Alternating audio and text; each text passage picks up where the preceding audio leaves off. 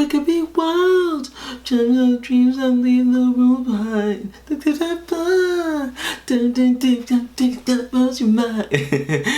If you don't know that song, that's Tender Green Life by Dumb Blonde, aka Shannon Bex and Aria Day from Danity Kane, who actually created an amazing album, and they made a follow-up album that was really good as well. But anyway, that's our little intro. Hi everybody, it's me, O'Neal Gerald, and it is 5:09, and I am trying to scramble to make sure that I get this podcast episode to you guys, and I know that I'm going to be able to do it, and I'm going to talk to you while plugging in my computer because it's at 15%. But I wanted to let you know that I'm here again, and we're doing another long-form podcast-style video. For those of you that are just tuning in to this type of video from me, welcome. And I'm also letting you know that I'm doing this video to save myself because I was experiencing a little bit of anxiety while filming. You can check out the video that is entitled I've Been Getting Anxiety While Filming, and that will give you a little bit more of a rundown as to what's been going on. But long story short, I wanted to take time to really see myself healthy, and I wanted to do that by giving myself, a different form or an easier way of creating video so that I could get content out to you guys and eventually transition into doing a lot more edited videos, because it is just me that is here. I am the writer, the editor, the producer, etc., so forth of this entire YouTube channel. I don't have a team, so I gotta really take care of myself, But I know you must be wondering about the title of this video, and I want to answer the question very quickly. What do Beyonce, Final Fantasy VII, and Disney have in common? It might be a little bit weird, especially because Final Fantasy VII is probably something that a lot of you have not heard of, but it's something that's actually making me go ballistic right now, and I'm glad that I can actually sort of kind of weave it into the content on this channel. But I'll briefly explain to you. Well, most of you, if you're on this channel, you know who Beyonce is. Pop icon, star, entertainer. I'm sure a lot of us, if not all of us, know who Disney is. Disney is a filmmaking, animation, etc., so forth company, and a very large brand that actually sort of kind of runs the world through children's movies and all just different types of things that come along with that. But not a lot of you will know what Final Fantasy VII is. Final Fantasy VII is actually a video game that originally came out on in, I think it's 1997 on the PS1 PlayStation, and it was created by Squaresoft at the time, now Square Enix, and actually it is now being remade. That game that is over 25 years old is, yes, now being remade, and I'm going ballistic, bananas, and there's a whole bunch of other people that are doing that. Now, what do the three of them have in common? And actually, I sort of kind of gave you a little bit of clue in describing Final Fantasy VII. So I'll wait. Do you think you know? Okay, I'll tell you. This simple concept is something I'm going to call brand renewal. And it's actually more of a business term and business concept. For me, I forgot that the YouTube channel that I run and also my vocal coaching business is a business, and I have a lot of a business savvy or a business oriented mindset that is a part of me. Anyway, that was a terrible sentence. Anyway.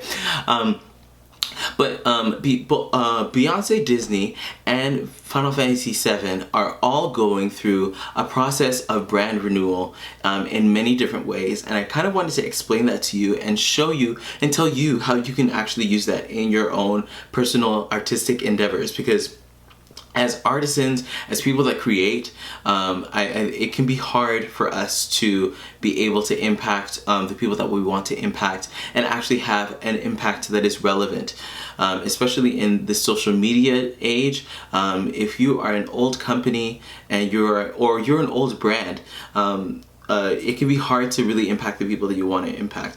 But maybe I should kind of break down what branding is and what a brand is. like if you think of me, like my channel is called O'Neil Gerald.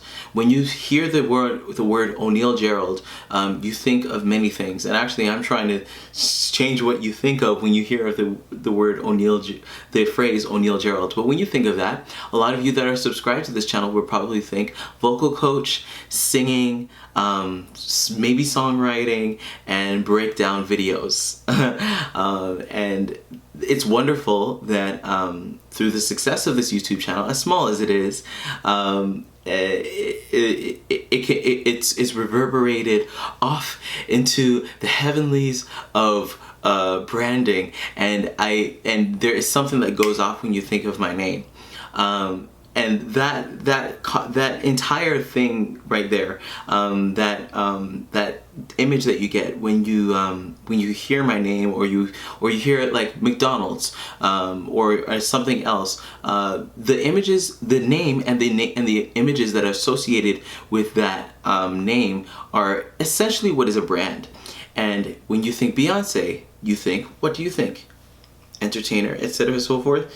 Disney, just like I told you, Final Fantasy VII, you might think excellent video game. But the one thing about branding, and about specifically in this case brand renewal, is that brands actually have somewhat of a lifespan. Let me kind of bounce around a few of the topics. Now, Beyonce started out with Destiny's Child, and I'm not gonna do that. Okay, yeah, sorry, guys, just ignore that. Beyonce started out with Destiny's Child, and she had a particular amount of time. When you thought Beyonce, you thought lead singer of Destiny's Child. When she left Destiny's Child, the group disbanded. Well, not disbanded, but yeah, I would say disbanded. She went out as a solo artist. You think Beyonce, solo artist, etc., and so forth, right? And along with her solo success came albums.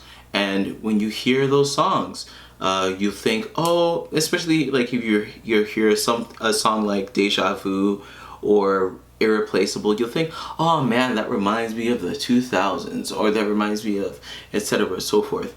Now hold that thought.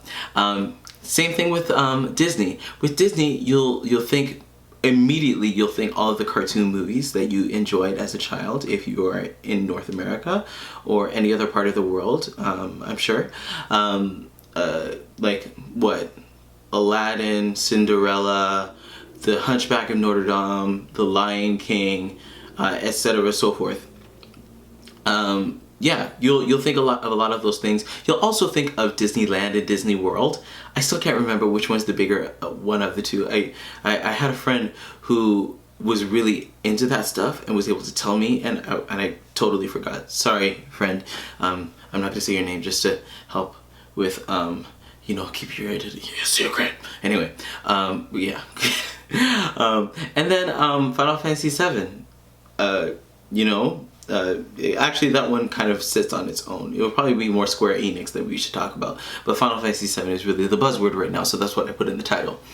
Now, with all of those things that those brands create, all of those things that those brands, those things that those brands hold, or are products of those types, are products of their existence as entities or as businesses, they have a lifespan. So Beyonce, as nice as her songs are, you're not going to be hearing Irreplaceable on the radio. Well, you might, but you're definitely not going to have it having the hot airplay that it did 10 to 15 years ago.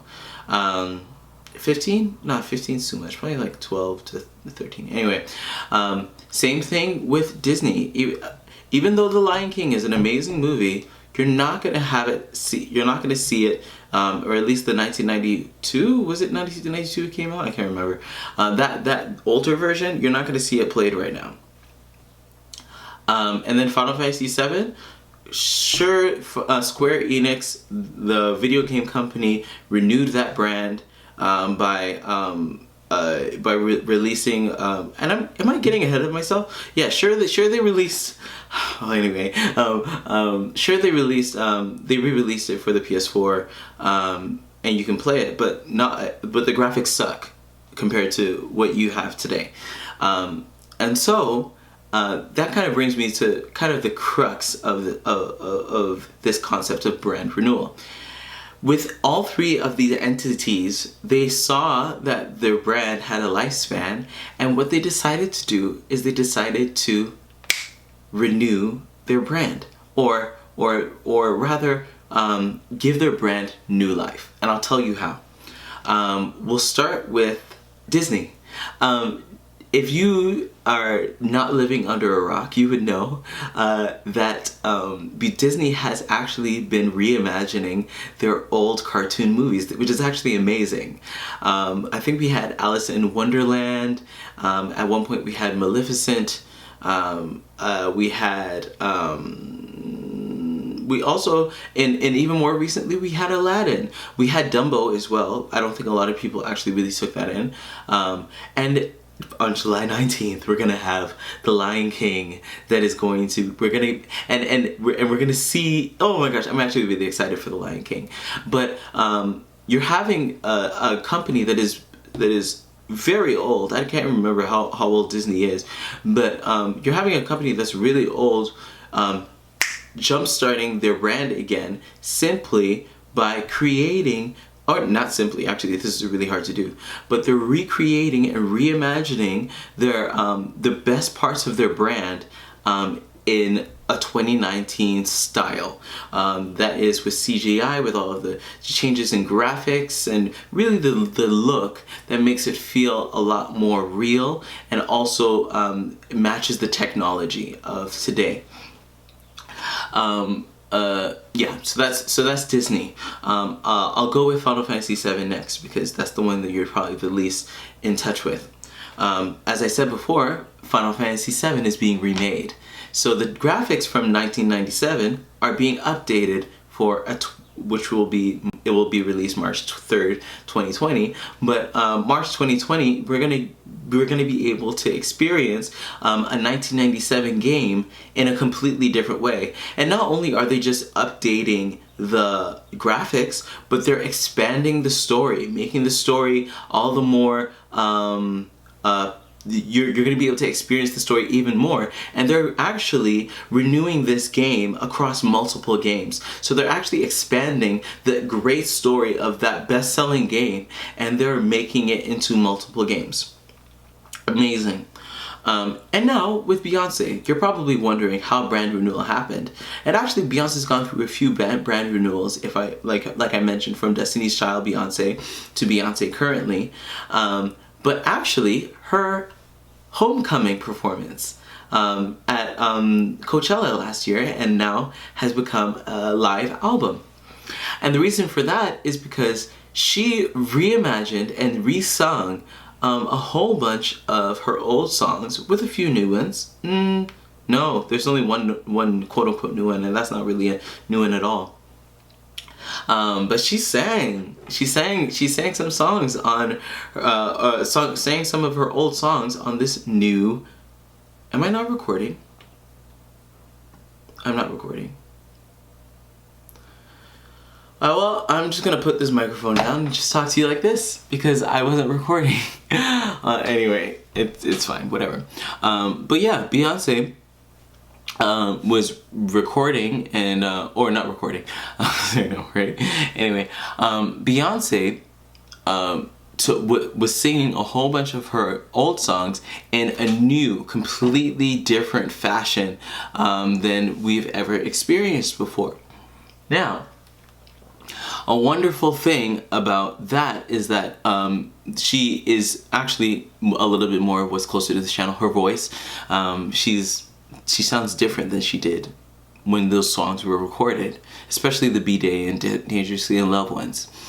And not only that, but some of the songs were given a new life. They were picked up in speed, like Baby Boy. But essentially what happened is Beyonce, Final Fantasy VII, or rather Square Enix, the company responsible for Final Fantasy VII, and Disney have all taken time to analyze what are the strengths of their company, what are the strongest releases that they've had, and the best parts about those releases, and are making 2019 versions of them.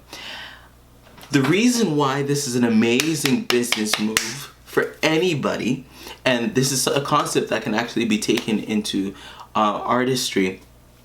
The reason why that's an amazing business move is because, I'm going to tell you in just a moment. The reason why this is an amazing business move is because the amount of work and hard effort, the work, the effort, all that stuff that went into creating the initial releases, that creating the initial Final Fantasy, the initial albums from Beyonce, and the initial movies from Disney. You're basically, it's almost as if you're renovating a house, but all the more better. You're exposing the greatness of those things to a completely different audience that will buy what you're selling. And not only that, you're actually doubling your time, or doubling the use of the things that you created way back when, because it's still great, you know, still a great story, still a great song. And when you expose it to when you create a 2019 version of it or an updated version of it, people are exposed to not only the greatness of what those songs or what those products were, but also the greatness of the brand.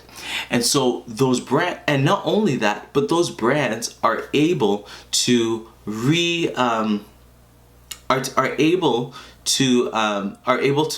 monetarily benefit from those things that they made long ago by simply updating them and giving them a spruce up. And not only are they benefiting monetarily, but they're also benefiting in terms of influence. Like if you look at The Lion King, if they didn't remake The Lion King, people would still be watching The Lion King. However, it wouldn't have as much relevance and actually the nostalgia factor, which is actually the big money maker for Disney especially. People wouldn't really, or like the children wouldn't really have like as much of a connection to it as a lot of us did that are older. But now with this new release, adults and children, adults who are once fans are now taking their children to go see these things. And this is actually a little bit creepy, but if you think about it, what Disney's really doing is they're creating a cultic following that will be committed to their brand. Let's look at Beyonce as well. I don't know if she realized that she was doing this, but by creating what was essentially a greatest hits album and simply doing them live and making it available not only on Netflix but live streaming it on YouTube when it actually first happened, she's making all of her old music and everything that made her brand great available to a younger, more tech-savvy audience that is ready to stan her. And the same thing with Final Fantasy. Video games, especially in technology, they change so often. And to be telling a wonderful story from the past in 2019 form is giving you so much more access to an audience that is ready to commit to your brand. Now, how does this affect you as a songwriter? How does it affect me? And not even just as a songwriter, but as artisans, as people that create. Really, it's a simple question. The question is it time to release something new, or is it time to rebrand, or to renew the brand? And I think especially for a lot of us that have disciplines where we have been working away at it, like a lot of us can get discouraged, because especially musicians, because we're constantly putting out new music and nobody's listening to it. Or we're constantly putting out something and not as much people are listening to it that could listen to it. And by the way, brand renewal is not the official term for this. There's probably some type of business term that I do not know, because I am not a business major or a business like guy. I'm learning business as I go. But anyway, I'll give you an example. Me. I had a song that I really liked that I created called Complete, and I showed it to you when I talked about my YouTube journey. Go watch that video to kind of find it. But anyway, just a little piano thing that was going on. you know. And I actually remade that song probably about 3 or 4 times over, simply because I wanted to take the skills that I've learned and apply it to an old melody. And in doing that, actually on Newgrounds, at the time, I was able to get a lot of people, and just like I said, a lot of new people that were exposed to my brand and exposed to what I was doing in creating music, simply by me taking an old concept and reviving it and renewing it. And that's exactly what all of these other brands are doing. So for you as a songwriter, it might just simply be a melody that you have from the past that you say maybe nobody has ever heard, or say maybe it's not only something that nobody's heard, but it's something that's really, really great that nobody actually heard, and you need to actually let people hear it. Maybe it's redoing a concept for an animation or for a painting. Maybe it's taking an old form of poetry, whether it be yours or like belong to Shakespeare or something, and updating it with using the word Facebook instead of MySpace or something like that, you know? Brand revival is a good thing. And I think that these companies are really teaching us something really important when it comes to creating art. It's seeing the value in, or seeing the great moments of the past and being able to not only celebrate them, but say that those great moments are so great that they have value now, and they would be able to springboard me into having more length as a company or as a brand or as a business. Why am I talking about that? Because that's what was on my heart. Maybe it was specifically for you. But yeah, it's really sad that I wasn't recording again. But anyway, it's whatever. I have a mic here on top of the camera, but anyway. So if this is something that interested you, give this video a like, comment below, tell me what you think, and I'm gonna see you later. I really need to upload this video real quick because it is 5:30. Anyway, love you guys, and I'll see you all later. Before I end, I'm still taking people for my songwriting circle that I'm doing this summer. I'm still gonna do it. Still trying to get back to you guys, but yeah, email me at O'NeillGeraldSings. And actually better yet, I'm gonna leave a link to the survey. To fill out the survey, tell me what you guys are interested in, and we'll be able to get this thing popping for the summer. So yeah, I'm O'Neill Gerald. Watch another video of mine, and I'll see you later. This is the place where we think deeply to create art that changes the world. And subscribe if you're new. Okay, bye everyone.